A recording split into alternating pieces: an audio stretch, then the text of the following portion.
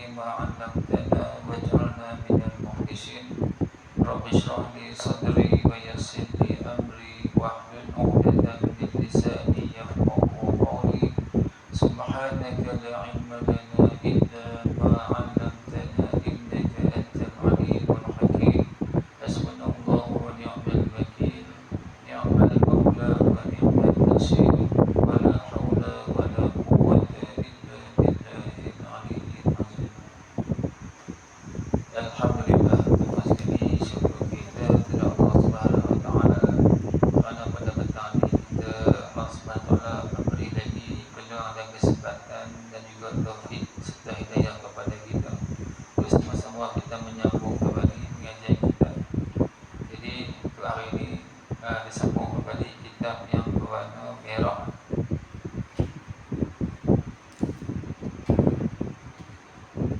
Sambungan pada muka 17. InsyaAllah kita akan cuba khatam yang kitab ni pada petang ni lah. Tak rasa tak banyak mana dan tak susah mana untuk difahami. Jadi kita cuba habiskan khatamkan pada petang ni supaya kita nak tukar kitab yang lain pula.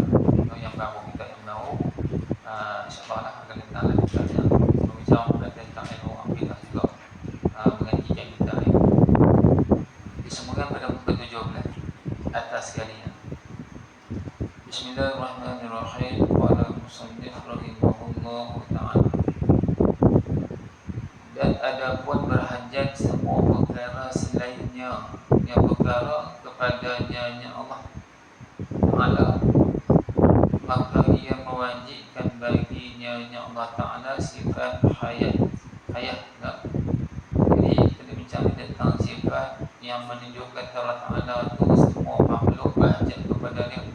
Sebelum ni kita dah faham tentang sifat yang pertama, sifat iftiqah, sifat yang menunjukkan Allah Ta'ala itu dia terkaya terlepas tak berhajat kepada satu apa pun. Tuhan itu Allah, Tuhan kita yang sebenar. Sebab ramai orang mendakwa Tuhan, satu sini Tuhan sini, Tuhan macam-macam Tuhan. Tuhan nak mukti ke tak? Tak betul, sebenarnya satu saja Allah Ta'ala. Kita kena Tuhan yang sebenar, Tuhan yang macam-macam sifat kan. Maka kita sini, dan adapun berhajat semua perkara, semua benda selainnya Allah, selainnya perkara kepadanya Allah, semua perkara itu berhajat kepada Allah. Maka bila mana semua perkara berhajat kepada Allah, maka ia mewajibkan baginya Allah Ta'ala sifat hayat. Sifat hayat itu mah hidup. Bila semua orang berhajat kepada dia, maka mestilah dia hidup. Kalau dia mati, siapa nak berhajat ke dia? Tu hayat tu menunjukkan Allah Ta'ala tu dia memiliki sifat istiqamah. Istiqamah semua selain pada dia tu berhajat ke dia. Sebab apa? Sebab dia tu bersifat dengan hayat. Hayat tu hidup. Dan umum berkuasa, dan bersifat yang berkuasa. Bila bersifat berkuasa, dia boleh berkuasa mengadakan berkuasa apa-apa. Jadi bila dia berkuasa, kita pun berhajat ke dia. Siapa-siapa yang berkuasa ni, kita mesti berhajat kepada dia.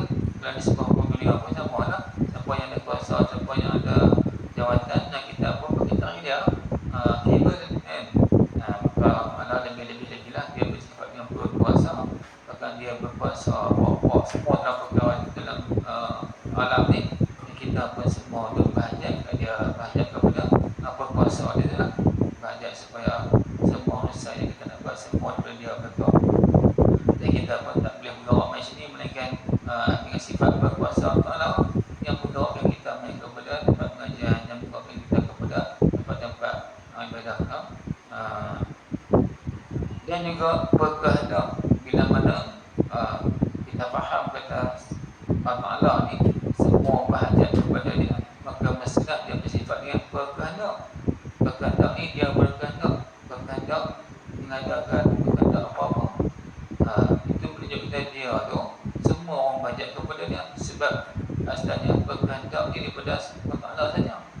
Kita kalau kita berkehendak macam mana buat, kalau dia tak izin, tak jadi, kita tak boleh buat apa. Maka kita pun berhajat kepada berkehendak Allah Ta'ala. Bila kita hendak satu perkara, maka kita pun berhajat kepada hendak dia dibuat. Kalau dia tak mau, tak apa payah. Kita nak atuk, nak anik. Nak atuk, nak anik. Jadi kalau dia tak berkehendak beri kepada kita pun tak dapat. Kita tak dapat. Bukan kita pun berhajat kepada berkehendak Allah Ta'ala. Itu menunjukkan dia Allah Ta'ala semua dia berhajat kepada dia sebab dia memiliki sifat berkehendak. Tiga. Haya, berkuasa, berkehendak. Tiga. Dan pengetahuan. Pengetahuan. Maksudnya dia bersifat yang pengetahuan, dia mengetahui. Bila Allah Ta'ala bersifat pengetahuan, kita pun berhajatlah kepada ilmu dia tu. Jadi kita boleh tahu sikit sebanyak ni daripada mana? Daripada pengetahuan Allah Ta'ala, daripada ilmu dia lah kan? Bukan nampaklah di hadis tu kita ni semua berhajat kepada Allah Ta'ala. Semua selain Allah dia berhajat kepada dia sebuah ilmu. Nak buat apa-apa pun kena tahu cara ilmu. Bukan ilmu yang ambil mana? Daripada Allah Ta'ala. Maka semua dia berhajat kepada dia, berhajat kepada ilmu dia. Itu sifat tadi tu menunjuk kata semua makhluk dia berhajat ke dia. Sebab apa? Dia bersifat dengan hayah hidup, dia bersifat yang berkuasa dan berkehendak, serta dia bersifat pengetahuan, dia mengetahui. Macam mana pula kalau Allah Ta'ala tak bersifat dengan sifat ni, tak bersifat dengan hayah, tak bersifat berkuasa, tak bersifat berkehendak, tak ada pengetahuan di dia. Dia kata kerana jika ternafi sesuatu daripadanya, ternafi satu yang daripada empat tadi, hayah, berkuasa, berkehendak dan pengetahuan, ternafi tak ada satu lah. Ada tiga saja kan contoh. Maka dia kata nescaya tiada mungkin, tak mungkin, tak boleh bahawa wujud sesuatu daripada yang baru dalam wujud makhluk. Kalau kan nafi satu yang apa tak lagi nafi semua. Contoh nafi satu apa? Tak ada hayah. Hayah pun tak ada, hidup benda makhluk tak ada. Ataupun nafi berkuasa, dia tak berkuasa, dia lemah pun nafi makhluk juga. Tak boleh mengatakan makhluk juga. Ataupun nafi berkehendak, dia tak berkehendak mengatakan makhluk pun makhluk tak boleh ada juga. Ataupun nafi satu ilmu, tak ada ilmu, walaupun ada hidup, ada berkuasa, ada berkehendak, tapi tak ada ilmu pun sama juga makhluk tak boleh ada. Bukan tak dapat tidak, macam nampak sifat ni mesti ada di zat Allah Ta'ala. Hayat, hidup, berkuasa, dia berkuasa, dan berkehendak, dia berkehendak, dan pengetahuan dia bersifat dengan mengetahui. Maka dalil mengenai pengecaman yang kita boleh minyak hakikat Tuhan yang sebenarnya. Maka tidak berhajat kepadanya sesuatu bagaimana. Macam mana pula kalau tak berhajat kepadanya, yakni bagaimana sahnya tersebut, bagaimana sah, bagaimana boleh berlaku kalau siapa tak berhajat kepada dia. Macam mana kalau Tuhan, kalau seorang tu kalau lah mengaku Tuhan tetapi siapa pun tak berhajat kepada dia. Tuhan macam mana orang tak berhajat pun, orang tak tahu tak boleh berlaku macam tu. Tuhan ni orang berhajat semua perkara dia. Kalau tak berhajat apa pun, jadi Tuhan macam mana dia tu. Dan ia Allah yang berhajat kepadanya oleh segala sesuatu selainnya. Dan Allah tu lah, kita nampak lah, Allah lah semua makhluk duk berhajat kepada dia, dan selain daripada dia semua duk berhajat kepada dia. Itulah Allah. Dan wajib baginya Allah Ta'ala juga sifat wahdaniyah. Wajib juga bersifat wahdaniyah. Apa wahdaniyah? Ketunggalan, satu asa pada sifat, pada zat dan perbuatan. Sebab apa? Kerana jika ada sertanya yang kedua, jika ada sertanya Allah yang kedua pada ketuhanan, kalaulah Tuhan tu ada dua, nescaya tidak berhajat kepadanya oleh sesuatu. Sebab kerana lemah keduanya pada ketika itu. Kalaulah Tuhan tu ada dua, jadi Tuhan ni tak ada banyak, mesti kena satu. Kalau banyak itu bukan hebat, itu lemah. Kita kalau satu kita lemah, kita nak ramai baru kita kuat. Dan kita buat rawat.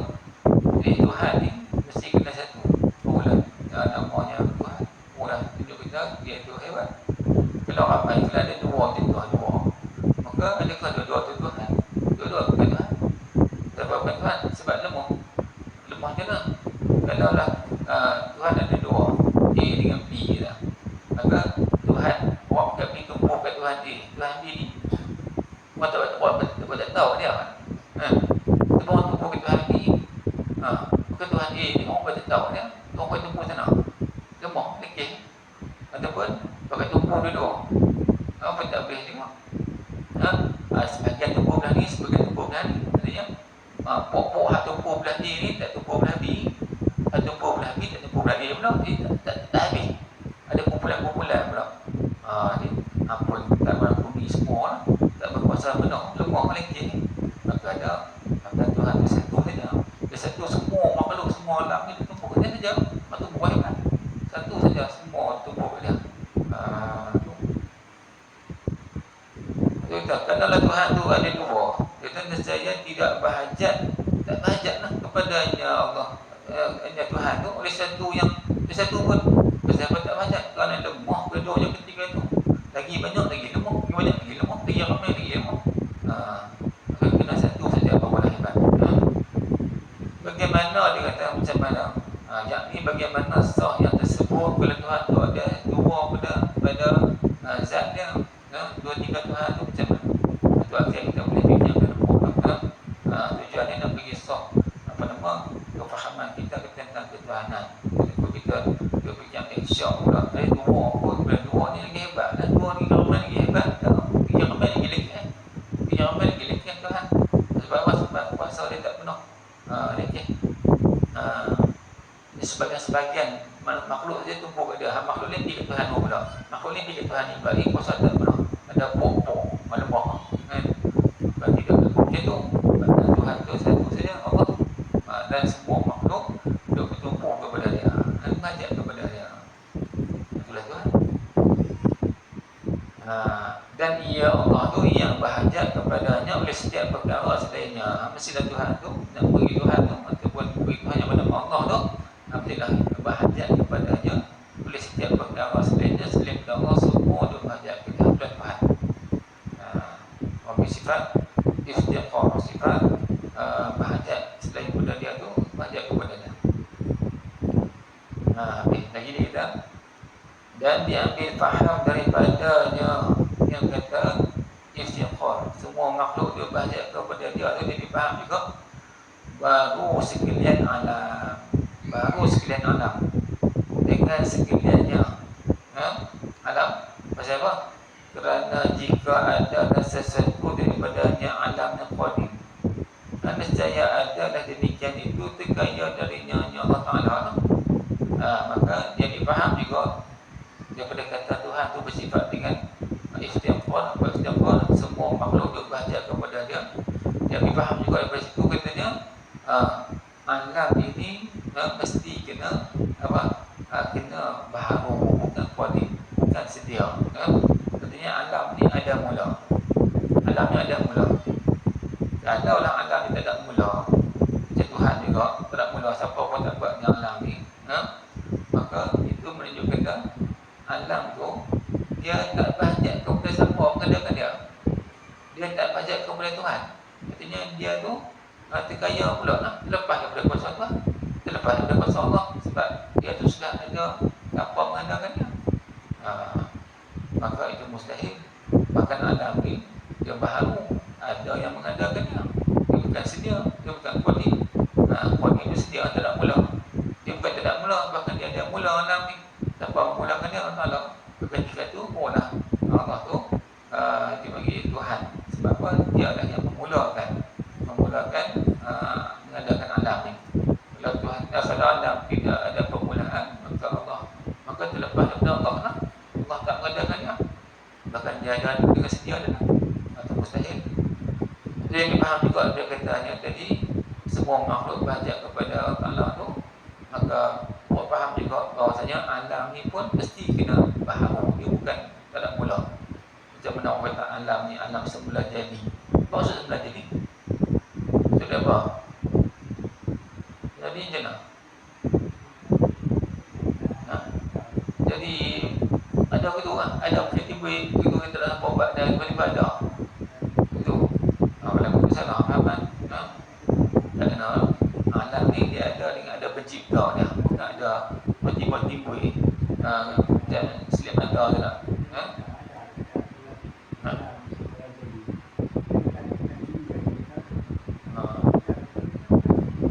Maksud sebenarnya kita macam mana? Faham maksud menjadi itu? Kalau kita tak ada mula, salah. Kalau tak sebenarnya jadi itu ada nama dah, ada nama. Tapi ada mula juga. Cuma ada nama dah. Itu tahu dah. Boleh terima dah. Sebab ada mula. Tapi kalau kita tak ada mula, itu tak terima. Salah. Masalah sebab akan membawa kata alam tu ketika tu dia terlepas daripada kuasa Allah. Ada alam tu dengan sendirinya nampak ada digital ada Tuhan. Dia Allah tu lemah, dia tak mampu nak mengendalikan alam. Maka alam tu ada dengan sendiri dia. Mustahil, tak memang. Kemudian kita Tuhan akan kaji lemah ketika tu. Untuk sini dan saya antara demikian itu alam kalau dia sifat dengan sedia qadim. Demikian itu satu tergaya terlepas darinya Allah Ta'ala. Maka kita banyak bagaimana macam mana yang ni bagaimana sah yang tersebut macam mana boleh gabung macam tu. Kalau alam ni qadim dia terlepas tempat tanpa pula yang adakan dia. Kalau tanpa apa dia ada kepada Allah Ta'ala. Maksudnya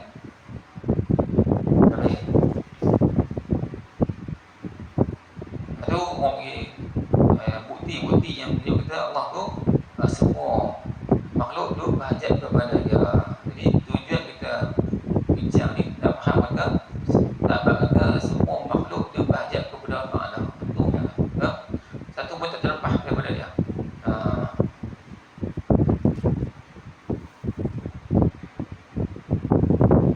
Mungkin tak faham lah. Dan dia faham daripada bahawa tidak memberi bekas bagi sesuatu daripada kainas makhluk.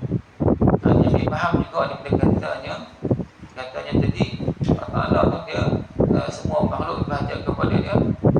Dia faham juga bahawa tidak memberi bekas, tak memberi kesan.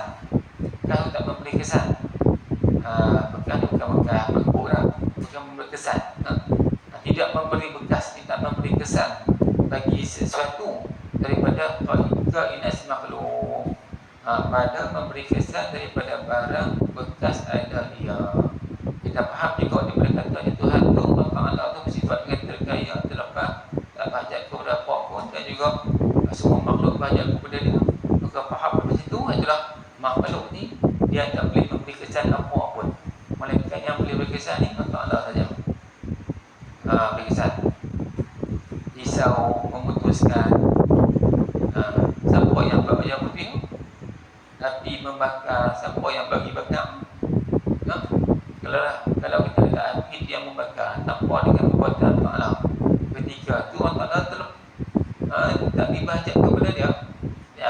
Api itu terbakar dengan tanpa pengetahuan Allah. Dia tak tahu pun dia terbakar.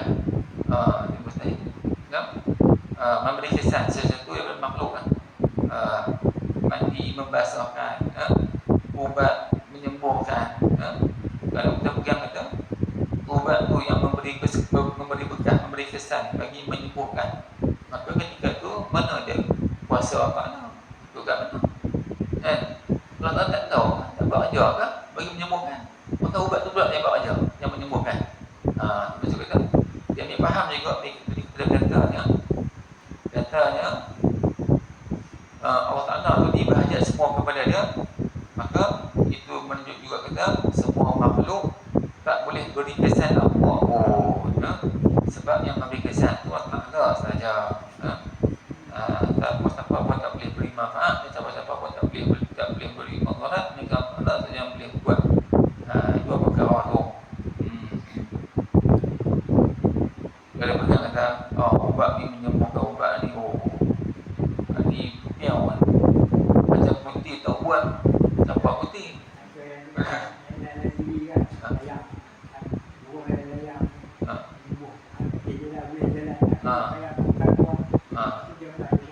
Bagi orang yang ngaji dia tahu akidah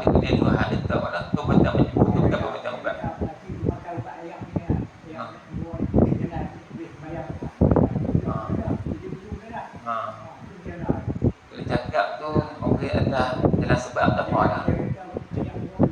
Ha. Ha. Ha. Tak kira yang orang maksudnya minum Milo juga dah. Minum Milo sihat dan kuat. Betul ke tak kuat? Tanpa bisa tanpa kuat. Milo tu kan. Betul. Tak buat nampak tak tu lah. Benda-benda apa pun tak boleh beri kesan apa pun. Nampak tu. Milo ke Tongkat Ali ke apa ke. Jadi tak boleh beri kesan apa pun maknanya. Tak boleh kesan tu nampak tak.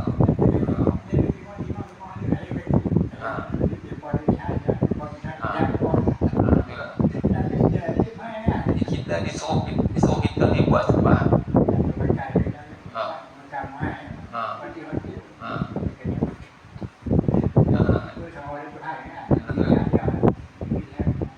kita faham itu lah. Faham kata Tuhan ni semua tu bahagia kepada dia, maka termasuk juga dalam kita bahagia tu tak boleh beri kesan apa pun makhluk ni kepada apa-apa. Mereka habis kesan tu taklah semua ni kita disuruh buat sebab orang kata kalau lah nak bakar apa-apa, ambillah api, letaklah di atas tu. Tu ketika kita letak api di atas tu, ketika tu betul membakar tu, Allah hebat. Kalau api tu hebat, boleh kita ambil api, buh di atas, buh tak nyala, boleh. Allah boleh buat. Tapi dia izinkan nyala. Izinan nak bukan dengan sebab kuasa api tu. Ada seorang tu buat sebab nak pergi sembuh sakit, bila cari ubat, makan lah, usaha lah, makan lega, alhamdulillah kalau pergi sembuh. Makan tak lega, boleh juga dia boleh buat, tak ada masalah. Sebab dia pegang kita ubat tu.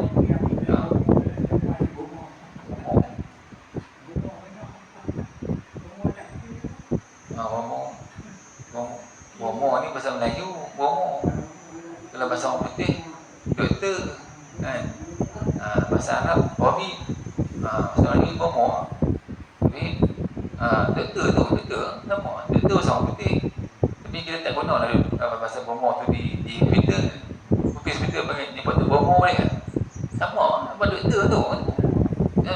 Orang perkataan nanti, bahasa nanti. Tu bomo. Orang Melayu panggil, orang putih panggil doktor. Orang Arab panggil tabib. Nasian panggil dia pula, nama dia pula. Tapi orang pekerjaan yang sama kan, buat kerja sama, mengubati orang sakit. Kita tak guna lah. Tapi kita panggil tu bomo. Baik lah.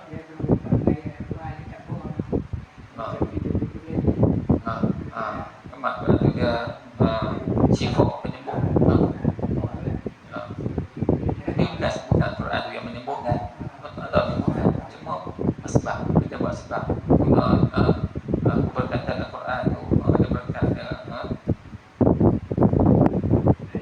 wa nunazzilu Al-Quran tu pun Al-Quran tu turunkan sebagai penyembuh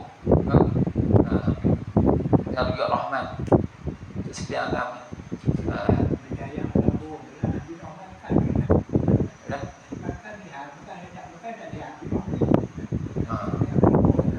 Dia nak uji kita, tengok kita makan sihat. Kita nak pegang kat makanan tu kan, nak pegang kat Allah. Nanti kita tengok makan sihat semua ni orang pegang ubat ni, kita makan dia dah rosak kita. Nanti kita tengok kita ni beriman kita, dia kata dia buat lah. Tu kan. Jadi asalnya siapa pun tak boleh bekas makan Allah saja. Kita sini jika tidak dan jika tidak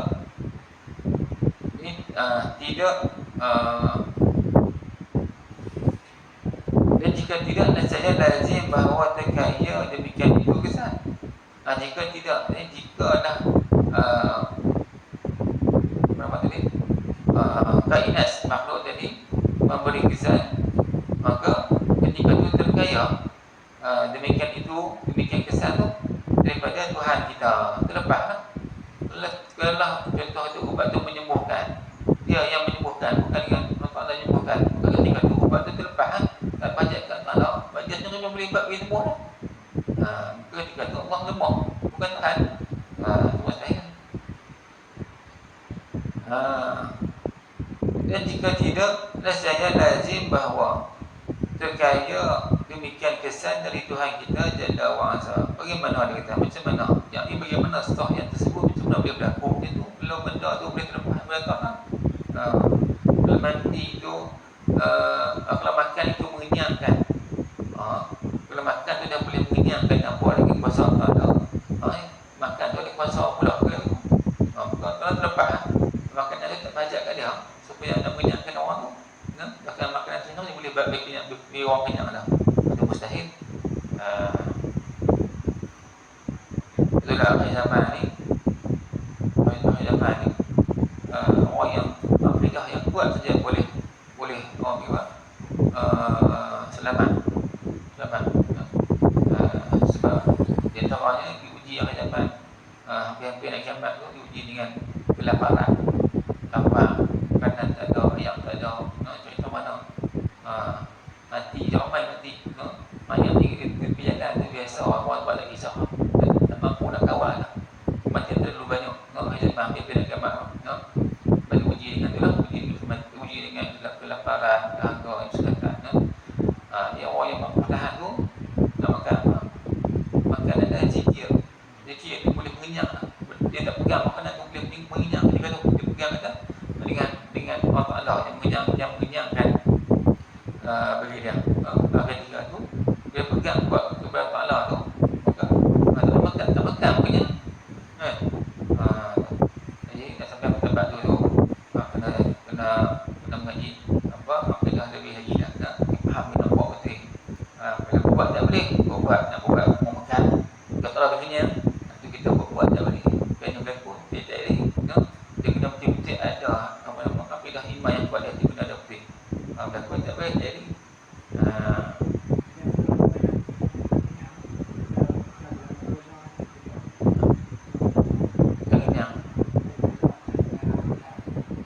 surah tu lah.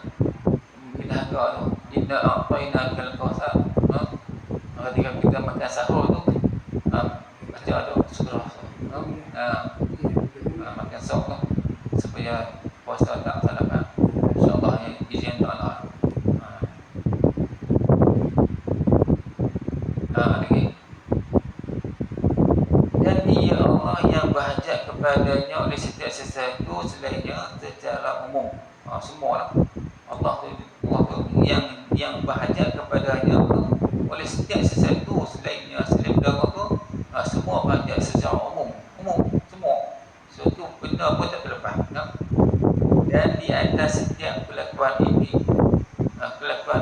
kelakuan semua makhluk duk berhajat kepada dia ni, satu pun tak terlepas ni. Jika mentakdirkan, jika kita iktiqadkan kamu bahawa sesuatu daripada kainan makhluk, satu daripada makhluk memberi kesan dengan tabiatnya.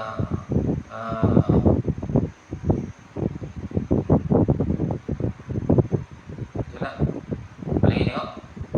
Dan ia Allah yang berhajat kepadanya oleh setiap sesuatu selainnya secara umum. Itu maksudnya dia senang, semua makhluk berhajat kepada dia. Dan di atas setiap kelakuan ini, jika kita takdirkan, jika kita peganglah, takdirkan, andaikan, cuba kita pegang bahawa sesuatu daripada kainan makhluk memberi kesan dengan tabiatnya, maka ni boleh dikufur. Sampai pegang kita makhluk memberi kesan dengan tabiat. Tabiat ni memang jenis dia. Dia ada api memang jenis membakar kan? Jenis dia. Boleh tu kufur. Kalau pegang kuat sungguh api yang beri kesan tanpa dengan izin Allah, tanpa dengan kuasa Allah, maka itu boleh dikufur, dia kafir. Pegang kuat ubat yang bukan pegang, kalau menyembuhkan ubat ni dia kafir. Sebab ini syirik, dikutukan Allah pada perbuatannya. Pegang apa lagi? Pegang pisau lah yang memutuskan. Bukan pisau yang memutuskan, Allah yang memutuskan. Ketika kita letak pisau tu di tadi tu, ketika kita berlaku putih, bagi kita tak tahu. Boleh kita letak pisau, tak putih boleh. Maka perbuatan yang berlaku semua tu bukanlah dengan tabiat benda tersebut, bahkan dengan kudrat kuasa Allah Ta'ala. Siapa yang cepat betul memberi kesan makhluk dengan tabiat dia, memang passion dia macam tu, maka itu hukumnya berjatuh kufur. Alhamdulillah. Bahaya tu. Itu penting akidah.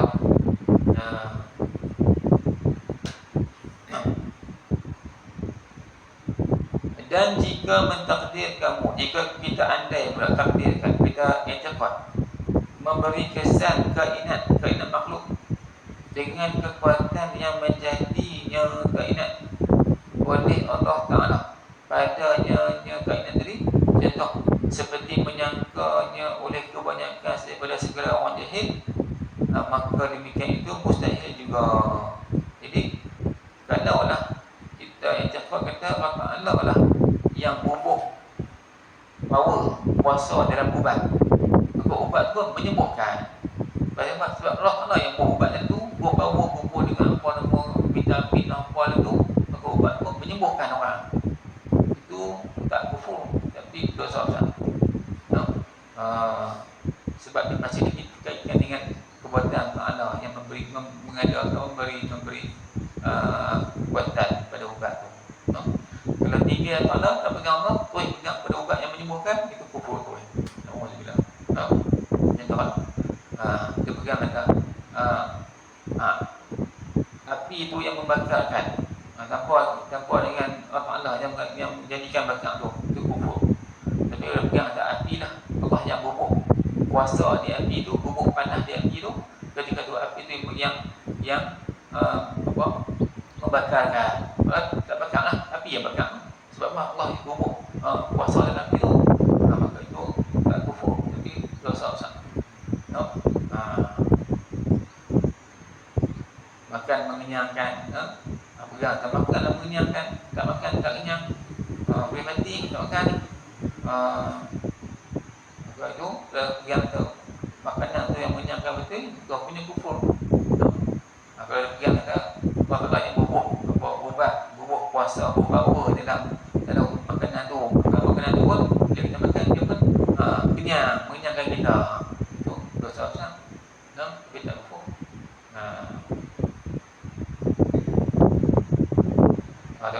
Tengok. Jadi kita sini, jika mentakdirkan kamu memberi kesan, jika kita takdirkan memberi kesan tu, kelakuan kekuatan yang menjadinya kekuatan tu oleh Allah Ta'ala padanya makhluk tadi, seperti menyangka oleh kebanyakan daripada segala yang jahil, orang yang jahil, orang yang tak mengaji. Sebab itu kata ubat ni menyembuhkan, ni hebat, boleh buat macam ni, boleh macam ni. Sedangkan dia tak pegang apa kita semua ni kepada Allah Ta'ala, maka itu menjadi kufur. Ataupun kalau dia sampaikan Allah yang menjadikan kuasa pada ubat tu, itu dosa besar. Dia menjadi kufur. Kalau tak kaitkan dengan Allah langsung, itu kufur. Boleh faham tak? Tapi kalau cakap mudah-mudah tak apa lah. Kalau mudah-mudah kita tahu dah, cuma nak cakap abang ni ubat ni sembuh bagus ni, supaya kita tahu lah, kita pegang tu, tak apa. Tu macam abang lah. Tapi hati kita pegang, kata orang tak tahu yang bukan, cuma kita cakap mudah-mudah ni, kita kata ubat ni lah yang sembuh ni, ubat ni yang bagus sedih, ubat ni bagus sedih, gitu lah. Tak apa lah. Tapi hati kita tiga lah. Kita niat kita, ubat tu Allah yang sembuhkan. Jangan tak niat tu, tak sedap kata Allah yang sembuhkan, terus pegang tu ubat tu, tu bahaya.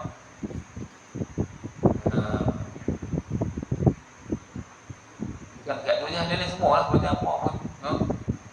Pasal apa pokok tu mati, pasal ayam tak ada mati, pegang ayam tak ada mati, kering, kita tak ayam mati pokok tu. Macam sedangkan mati kat pasal ayam, dia tak nak mati. Kalau dia tak mau bagi, dia nak bagi dia apa, dia tak ada hidup, segang, kurang, boleh.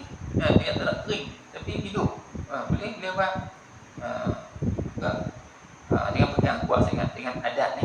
Orang adat, buat adat ni dia pegang kuat sangat. Adat makan, adatnya kenyang lah. Bakar adat dia api adat dia membakar. Mandi adat dia biasa lah. Ubat adatnya mengenyang, menyembuh lah adat. Adat ni pegang tengah-tengah, jangan pegang kuat sangat. Kalau pegang kuat sangat takut jadi bawa kepada kufur.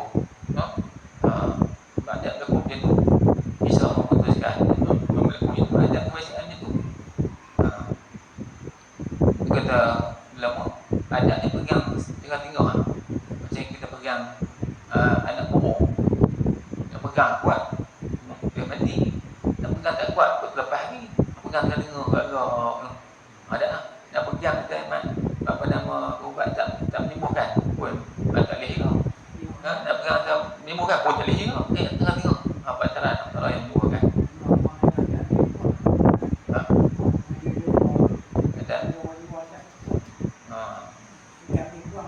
Orang kita apa adabnya ada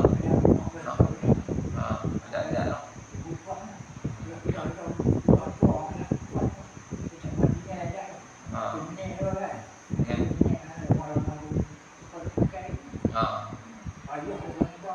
Ada tak dosa apa ada dosa tak?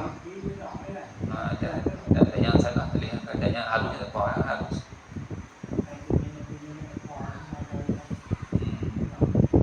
Kau apa main adanya tak boleh no? Dia pun betul-betul ada betul. Memang dalam kandung ni kena tinggal pohon tu ada dia tu. Betul nanti yang siapa dah juga ada dia tu tak boleh buat main tu. Betul-betul ada dia tu. Harus tak buat. Lagi kita masuk hutan kita ambil salam dulu masuk hutan salam apa kan tu haram salam kan tu ni saya bawa pada tu ni hutan tu tu memang betul-betul mau dengan ibu lah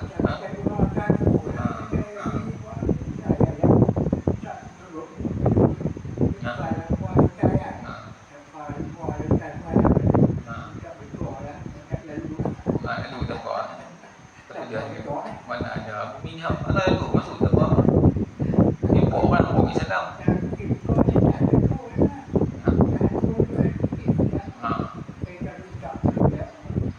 demi adat yang jadi kebiasaan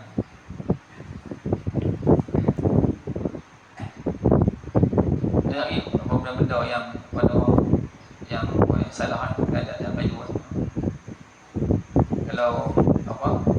kalau gerhana ni kena ketuk pokok. Kalau pokok tak buah lah, kalau berlaku gerhana ketuk tu buah. Tak, betul.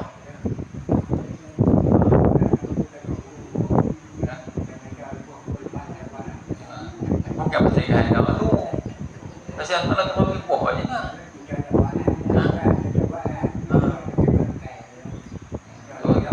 Tapi semua tu ikut semua. Tapi je. Orang tua tu tepi-tepi semua diikut tu. Lah jenis orang ni tanam puri, baku apa dah, bakang atas, bakang. Dia tanam bakang atas tu pula, tak tenang tu. Macam-macam. Tu boleh dengan ikut lah.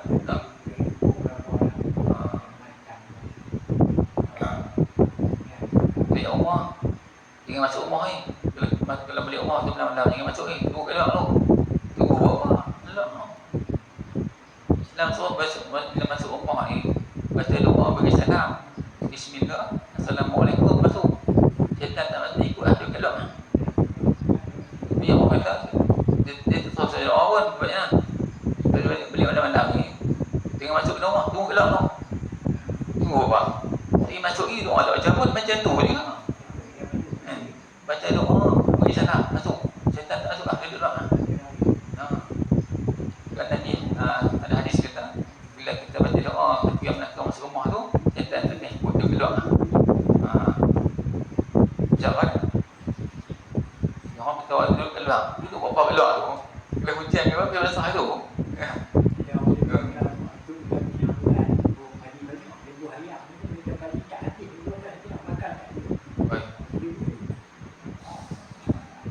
dan kalau adat kita adat ni jangan pegang tangan pegang tu yang jangan ikut pegang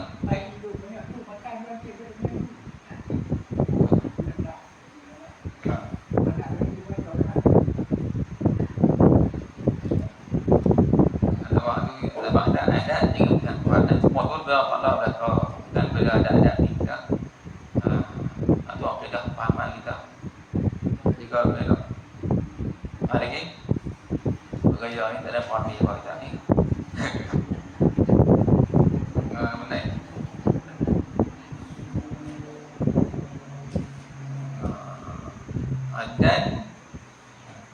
Maka demikian itu mustahil, demikian itu kita pegang kata Allah Taala bubuh kekuatan dalam benda tadi, itu mustahil juga. Sebab kerana jadi ketika itu Tuhan kita Jalla wa'azza berhajat pada menjadi setengah perbuatan kepada yang menengahinya dengan ada pantaraan.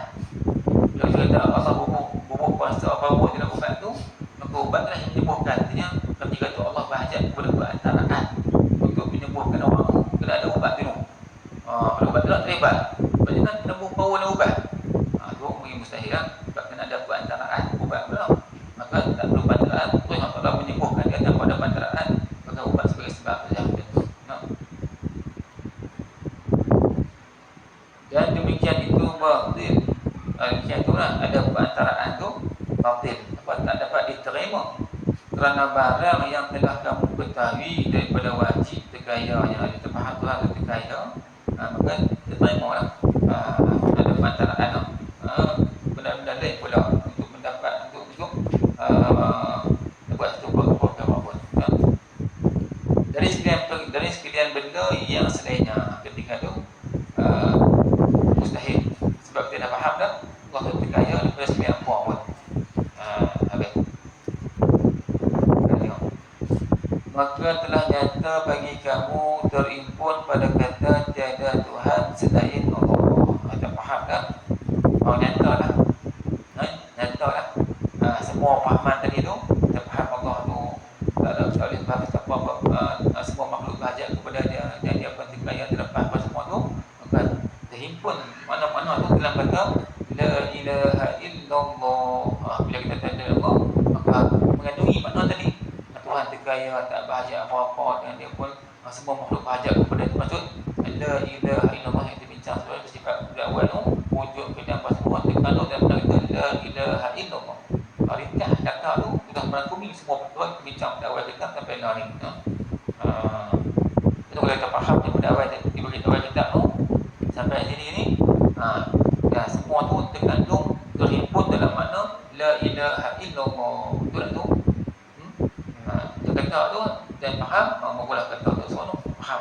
Faham la ilaha, tidak ada Tuhan melainkan Allah. Dia Allah mana tu? Allah bersifat istighna, Allah bersifat yang semua berhajat kepada Allah tu.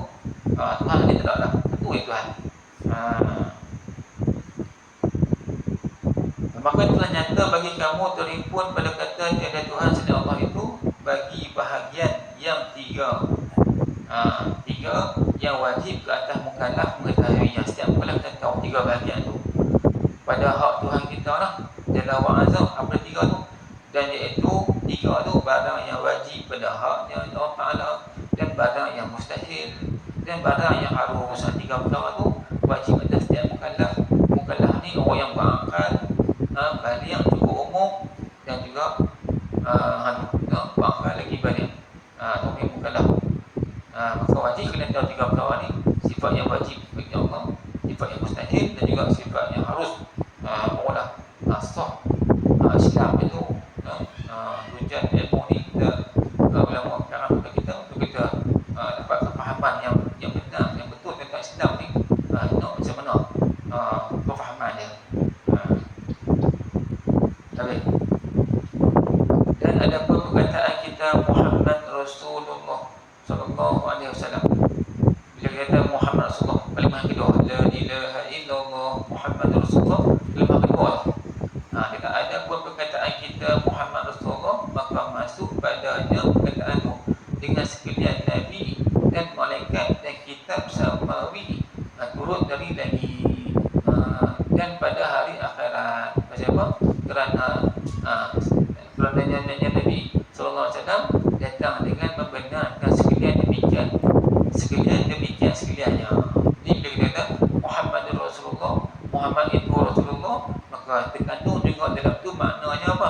Kita beriman juga dengan para malaikat, kita beriman juga dengan kitab-kitab, dan kita beriman juga dengan hari kiamat. Sebab apa? Sebab malaikat, kitab-kitab, hari kiamat tu Nabi yang beritahu kepada kita. Dan kita mengaku Muhammad Rasulullah, nanti kita terus mengaku kita malaikat tu ada, dan kitab-kitab pun ada, dan juga hari kiamat tu berlaku. Maka Kalau orang tu kata Muhammad Rasulullah, tiba-tiba dia tak mengaku hari kiamat. Mana boleh macam tu? Kepada Nabi apa? Maksud kata, bila kita mengaku kata Muhammad Rasulullah, kata kandung juga dalam tu, termasuk juga dia kata kita beriman dengan para malaikat, beriman juga dengan kita, beriman juga dengan hari kiamat. Sebab semua tu Nabi yang beritahu kepada kita. Kita tak boleh nangis lah. Ada Allah, ada 104 buah. 104 buah kitab yang Tuhan berlagi, maka yang wajib kita kena tahu 4 buah saja. Al-Quran, Taurat, Zabur dan Injil. Dan daripada siapa yang bawa kitab tu? Al-Quran Nabi Muhammad bawa kan? Sebab kita kitab Injil Nabi Isa bawa kepada kita. Nabi apa? Kita bagi kita apa nama Taurat Nabi Musa, kita Zabur Nabi Daud alaihi wassalatu wassalam. Itu kitab yang datang kepada kita melalui bantaran rasul-rasul yang disebut tadi lah. Kita kena ingat tu, masuk akidah juga. Habis lagi, dan diambil faham daripadanya wajib bersifat benar sekalian Rasul alaihi wasallam dan mustahil dusta pada mereka. Semua juga lah bila kita sebut Muhammad SAW, maka kita faham juga Muhammad tu bersifat dengan benar, tak bersifat dengan dusta. Tidak adalah Rasul kepercayaan bagi Tuhan kita yang mengetahui dengan sekalian yang tersembunyi jada wa azam. Mustahil Rasul ni dia menyembunyikan, dia berbohong kepada kita. Itu mustahil, sebab kita dah beriman dah, percayalah Muhammad Rasulullah. Kita Muhammad Rasulullah, maksud juga kita beriman dengan kita, dia bersifat dengan benar. Tak boleh berlaku kita kata Muhammad Rasulullah, Muhammad utusan Allah, tiba-tiba kita menafikan sifat benar dia, kita benar pula. Artinya kita menafikan juga Allah tu tak tahu, dan dia orang yang tak benar. Mustahil. Bila kita mengaku Muhammad Rasulullah, bukan maksud juga kita dia tu bersifat dengan benar. Dan mustahil melakukan benda yang ditegah sekaliannya. Mustahil juga dia tu buat perkara di dalam Allah. Sebab dia tu Rasulullah. Mana boleh Rasulullah ni buat benda Allah Ta'ala? Semua Nabi-Nabi lah. Kerana bahawa mereka diutus untuk mengajar manusia. Mereka diutus kepada kita untuk ajar kita. Tiba-tiba buat perkara di dalam, bukan kita pun tahu itu. Itu mustahil tak berlaku. Mengajar dengan perkataan dan perbuatan dan diam. Diam itu pengakuan.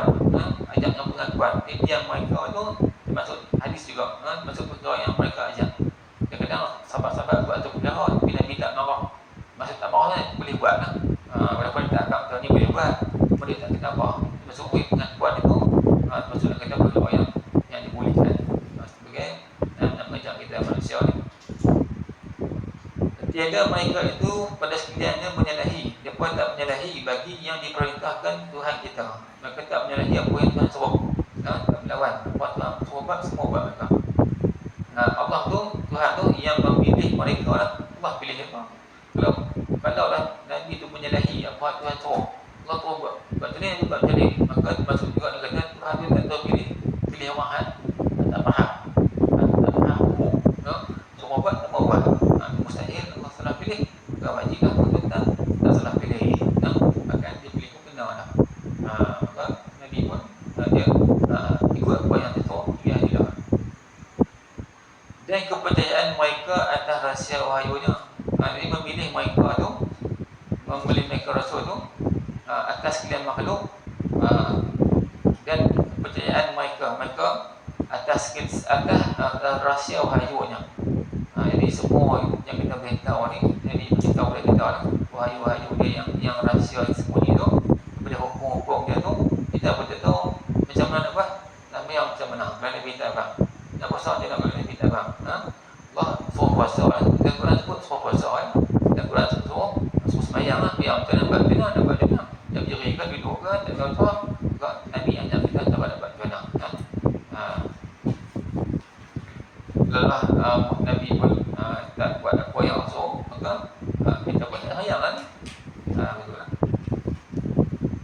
Dan dia faham daripadanya. Sama lagi surah 40 sikit ni. Dan dia faham daripadanya harus sifat manusia di atas mereka. Dia faham faham juga haruslah Rasul-Rasul ni sifat kemanusiaan yang tak membawa kepada pelecehan. Sifat dengan mengantuk, letih, sakit itu sifat manusia lah. Kerana demikian itu tidak cacat pada risalah mereka lah. Tak masuk negara kecacatan ataupun pelecehan. Sebab mereka tu letih, mengantuk tu memang manusia, bukan malaikat. Sifat mereka. Tak lekeh dah. Kalau Nabi pun tak tahu apa tak larang.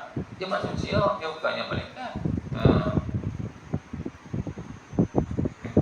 Sudah letih, sakit tu. Kan Nabi pun sakit, dia manusia, dia bukan malaikat. Dan ketinggian kedudukan mereka di sisi Allah, bahkan demikian itu menambah padanya. Ini hikmahnya, bila mana mereka bersifat kemanusiaan itu untuk meningkatkan hikmah, menambahkan ketinggian lagi martabat mereka sebagai Rasul. Rasul sakit, maka dia pun doa lah, pergi sembuh apa semua, menajat. Kalau dia pun tak sakit, senang saja kan. Kalau dia pun tak makan, tak buat apa. Semua tu yang hikmah Rasul ni jadi bersifat kemanusiaan. Sebab apa? Sebab nak mengangkat martabat mereka. Bila mereka sakit, mereka pun berdoa, ni martabat lagi. Bila mereka lapang, mereka pun harap Allah ni martabat lagi. Semua tu bahajat untuk Allah lapang. Lagi kita bahajat, lagi tinggi martabat kita. Maka nyata bagi kamu terkandung kalimah syahadah berserta sedikit rohnya. Nyatalah terkandung makna syahadah tadi, la ilaha illallah Muhammadur Rasulullah tu sikit pendek kalimah, tapi maknanya banyak dalam tu. Bagi sekalian barang yang wajib atas mukallaf mengetahuinya, terkandung perkara yang wajib daripada segala simpulan iman pada haknya Allah Taala dan pada hak Rasulnya.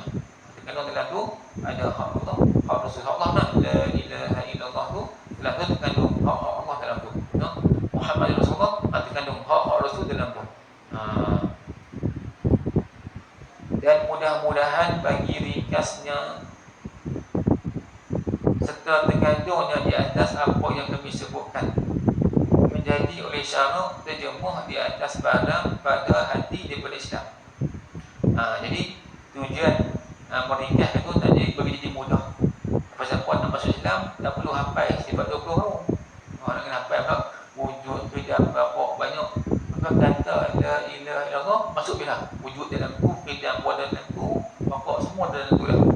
Kata Muhammad sallallahu masuk dalam tu, sifat syidik, tabligh, fadhana, mana dalam tu siap dah. Tak perlu kata sifat tu.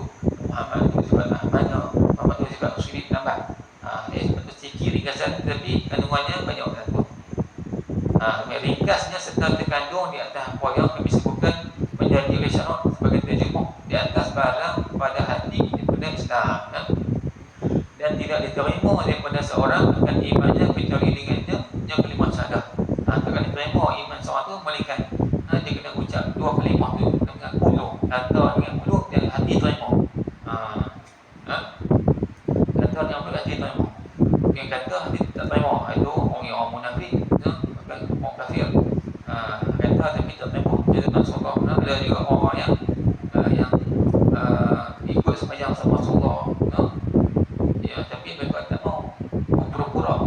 Mereka takut, dia buat sikit, mau kafir sikit, mau Islam ramai dia tu, Islam tak kuat, mereka takut. Maka dia buat pura-pura jadi orang Islam, takutnya kata syahadat tapi tak terima.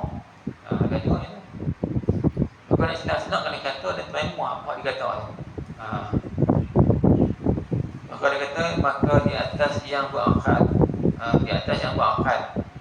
bahawa membanyak daripada menyebutnya. Dia bagi orang yang berakal ni, berakal waras, bahawa membanyak daripada menyebutnya kalimah syahadat. Kita kena berbanyakkan sebut kalimah ni, la ilaha illallah Muhammadur Rasulullah. Kena bagi biasa belajar ni, bagi ringan mulut. Pasal apa tujuannya? Kena biasa sebut banyak-banyak. Menghadir bagi barang yang meliputi atasnya daripada segala simpulan iman, supaya apa yang kita faham daripada sifat awal dulu ni, wujud dan pokok dan makna sidik tabligh Muhammad Rasul tu, tujuannya meliputi semua makna-makna tu hingga bercampur serta maknanya dengan dagingnya orang yang berakal, supaya dia menjadi bercampur dengan darah daging kita. Tujuannya biasa sebut setelah kita faham, bagi dia bercampur dengan darah daging kita. Maksudnya apa? dan darahnya bercampur dengan daging kita, tembok dengan darah kita. Ni ilmu hikmah ni ya. Hikmah ni kalau siapa yang banyak baca kalimah syahadah ni faham makna dan jadi sebati dalam diri dia, maka dia kata sungguhnya melihat baginya daripada orang yang maafkan tadi menyebut banyak kalimah syahadah ni, sungguhnya melihat baginya daripada segala rahsia dan ajaib. Dia kena buat perkara-perkara yang rahsia, perkara yang ajaib. Kelebihan orang yang selalu baca la ilaha illallah Muhammadur Rasulullah ni bagi lazim, bagi biasa, bagi ringan, tak faham, yang sebati dalam diri dia bercampur dengan darah, dengan daging dia, ketika dia kena nampak segala rahsia-rahsia ketuhanan. Orang tak nampak, dia nampak dah, no? Dia tahu dah bila berlaku musibah-musibah ke tentang, dia tahu dah, no? Dia sampai perhatian dia Rasul dah, sebelum berlaku bala yang turun tu, dia pun tahu dah. Dia pun dah sebati dengan kalimah syahadah, dan apa yang jahit yang pelik-pelik dia pun nampak. Orang tu nampak, dia pun nampak. Tu rahsia dari kalimah tadi lah. Dia faham ni, baca, faham kira, baca wajib baca. Ulang dah, saya baca. Bagi dia duduk masing-masing kosong tu, terak wajib apa tu, baca. Kata ni, bagi lazim, bagi biasa, campur benda daging kita, insyaAllah tahu, nampak rahsia-rahsia pelik-pelik dan juga yang ajaib-ajaib. Ni ilmu hikmah. Dan jika kita tahu tu, jika dia kena kira makna lah, jika nak lah. Kalau tak kendak, tak payah tengok. Barang yang tidak masuk di bawahnya oleh hingga, tak terhingga lah, tidak ada batasan. Kalau Allah nak sakat terang ni dapat tahu. Kalau Allah tak bataskan, boleh tahu macam-macam rahsia-rahsia ketuhanan ni. Perkara pelik-pelik yang tak nampak oleh manusia ni, kita boleh nampak, kita boleh tahu.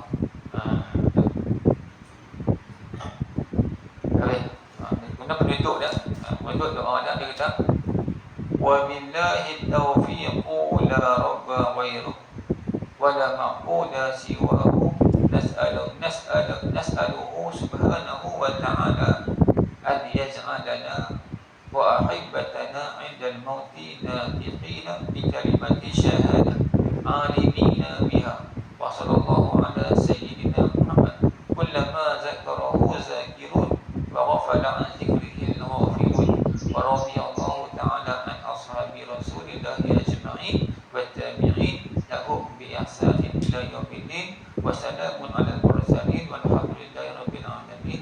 Amin. Doa dia bagi kita begini, kita aminlah. Amin. Apa terjemahan dia kata, dan dengan Allah beroleh taufik, tiada Tuhan selainnya dan tiada yang disembah selainnya. Dengan Allah juga kita minta taufik, petunjuk, dan juga kekuatan untuk buat taat. Allah saja yang boleh bagi, boleh tak boleh. Kami memohon kepadanya ya Allah Subhanahu wa taala supaya menjadi bagi kami, kita semua kita minta macam doa ni, minta apa? Menjadi bagi kami dan segala kekasih kami, orang yang kami kasihlah, keluarga-keluarga kita. Kita minta apa? Kami di sisi mati, ketika nak mati tu, bertutur dengan kalimah syahadah, mengetahui dengannya, faham maksudnya. Ini dia doa kepada kita semua ni, dan kita pun baca doa ni, minta apa? Minta supaya Allah jadikan kita ni dan juga kekasih kita ataupun orang yang kita kasih lah, keluarga kita, orang terdekat kita, supaya kita semua ni boleh mati dengan cara sebelum kita mati boleh bertutur, boleh kata lafaz ni, insyaAllah. Amin. Kemudian katanya salawat Allah ke atas penghulu kita setiap kali menyebut oleh yang menyebut, dan lupa daripada menyebut oleh orang yang lupa. Selamat mana orang yang menyebut tu menyebut, dan selamat mana orang yang lupa tu lupa. Dan redha Allah Ta'ala daripada segala sahabat Rasul sekalian, dan bagi yang mengikut bagi mereka dengan kebajikan hingga hari kiamat. Kita doakan surga supaya rahmat turun kepada dia selama mana orang tersebut dia, selama itulah. Dan selama mana orang lupa, selama itulah dia, selama lama lah, sampai hari kiamat juga kepada sahabat-sahabat dia sekalian. Dan selamat ke atas sekalian bersuruh, sekalian Rasul, dan segala